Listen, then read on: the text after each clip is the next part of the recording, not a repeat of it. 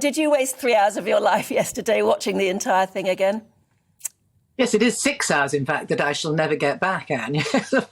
But I have to say, yesterday's was more, there was a lot more in it. It packed quite a punch yesterday.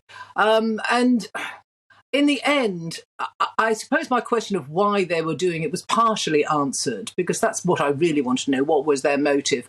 And Meghan at the beginning said, well, we may as well tell our story ourselves if other people are going to tell it. Fair enough. But towards the end, Harry said that you can't move on to the next chapter until you've finished with the first. And I get that. But I think this kind of closure, we're going to use that term, is usually carried out in a therapist's chair. And in fact, we did see them both undergoing therapy. And I think that would be a better place for this dirty laundry to have been washed. I'm very happy that they are skipping happily through the sand in California and having a wonderful life. I mean, I'm truly happy, actually, that Harry has found peace and harmony in his life. But I don't know why they had to be so vitriolic and pour so much hurt in the direction of the family over here once they'd achieved that. I don't know. I'd question whether Harry's got any sort of peace at all, really, in all of this. But I mean, what is difficult, I think, and not unexpected. He's had to go at his father. He's had to go at his brother over. I mean, being yelled at by your brother doesn't seem to be that controversial to me or to anyone we've talked to this morning. But he also, in that little segment, he basically criticised the Queen, didn't he?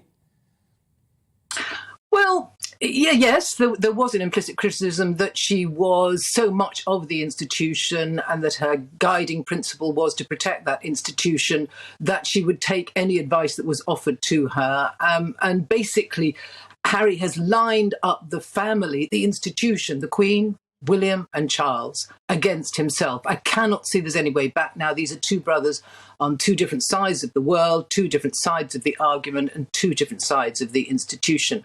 But I do think if you're going to stand up and make these accusations that my brother is a bully and my father is a liar, we need to know what was said. Why was William screaming and shouting? What lies did Charles tell you? There's still a great lack of evidence and proof. And I think if you're going to stand up and say these things, then you need to back up your claims. Finally, what do you think we should do, or the royal family should do, about the coronation? Should Harry and Meghan be invited? I think the dignified and gracious way of dealing with that is, yes, they should be invited, and leave it to them whether they want to come along, whether they want to play a subdued role as they did during the Jubilee celebrations. Yes, I think they should be invited. I don't think Charles is vindictive. My goodness me, he's a dad.